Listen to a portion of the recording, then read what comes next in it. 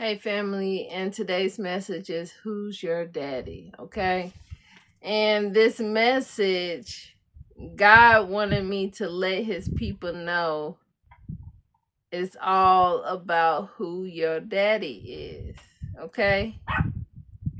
What was said in the New Testament that you will know who my father is by my actions, I guess he said, right?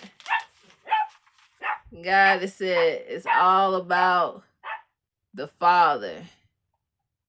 It's all about the Father. Okay?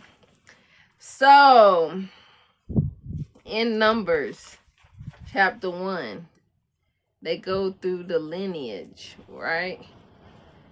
And when you're reading the lineage, you notice one thing. It's all about the dad, right? It talks about Reuben and his sons, Simeon and his sons, Judah and his son, Issachar and his sons, Zebulun and his sons, Joseph and his sons. You get the drift? Benjamin and his sons, right? Everything is always passed down through the daddy. Okay? What do God call himself? The God of Abraham, Isaac, and Jacob.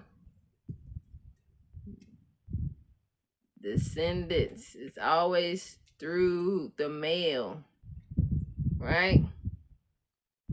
It's always passed down through the male. That's how they track it, through the male, okay? Why is this so important? This is so important because when you get to Matthew chapter 1 and they start talking about the genealogy of Jesus, things change, right? They start off Abraham, Isaac, Jacob, right? In that order, right? Then they go to Judah, Perez, right? And they keep going. Obed, Jesse, King David, right? David, Solomon, right? Rehoboam, right? Gotta say that one fast. Manasseh, right? But then as you know, they have that little exile to Babylon, and then after that, it's still through the males until you get to Jesus. It says, and Jacob, the father of Joseph. So Joseph was the seed of David. But Mary, right? It says, and Jacob, the father of Joseph, the husband of Mary.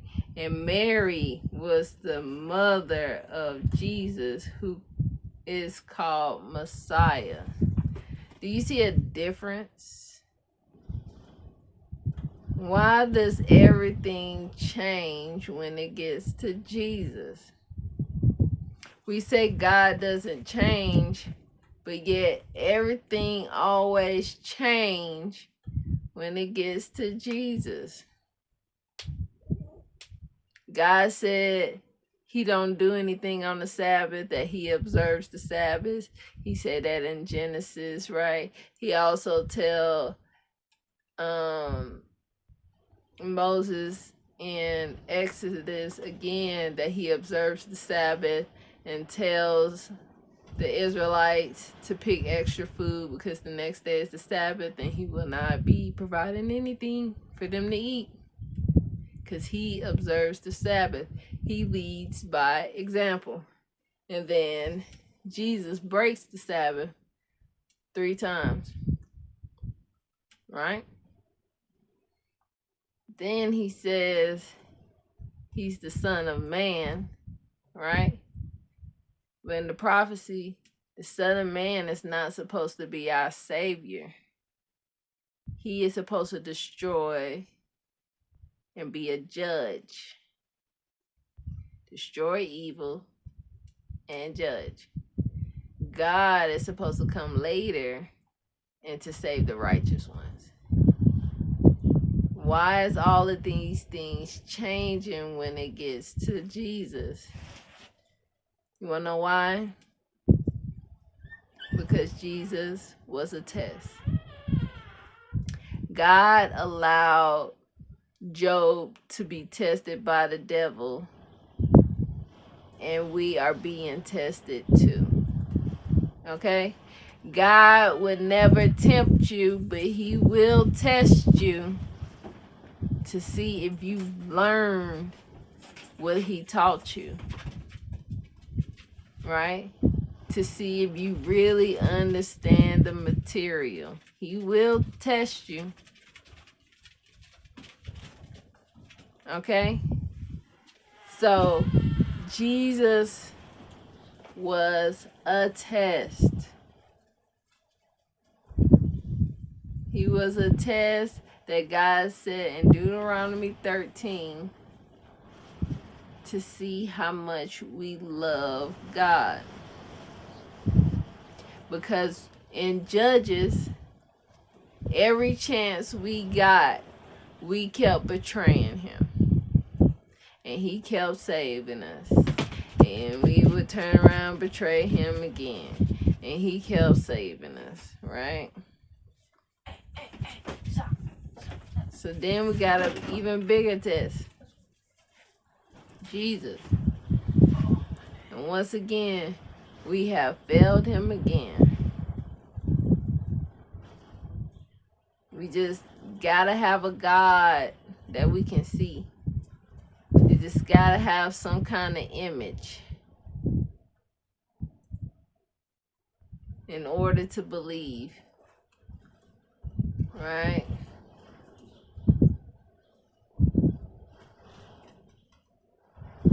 God is trying to show us the truth. It was a test. But if you do not open your eyes to this test, there's a message in Revelations, right?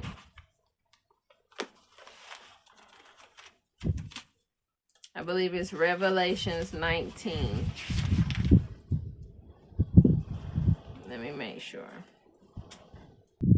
Okay, it's Revelations 20, and it says, all who worship the beast and the false prophet image will be thrown into the fiery lake, okay? So, God is trying to give us the truth, right? He's trying to give us the truth, but we must listen, right? He was a test. I know what you've been taught. But just because you've been taught something doesn't always make it right.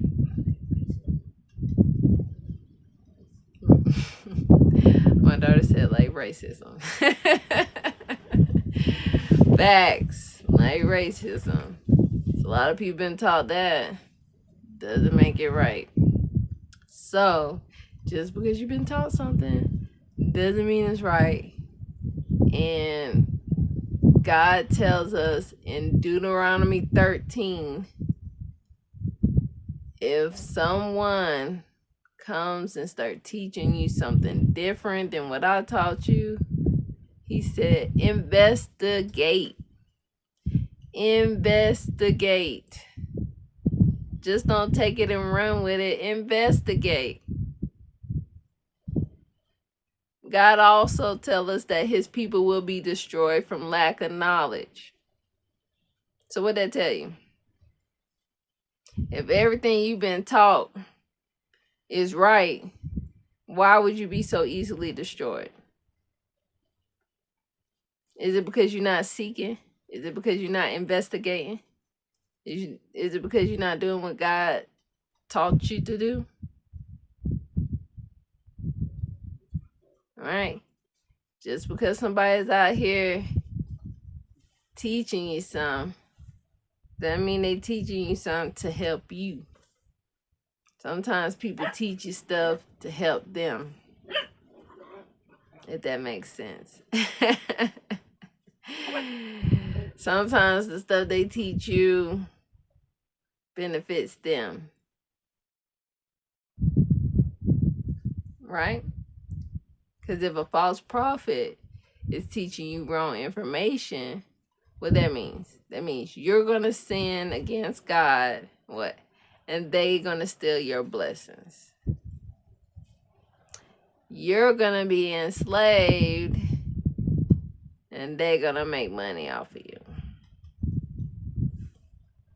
I hope y'all listening. I love y'all. Have a blessed day.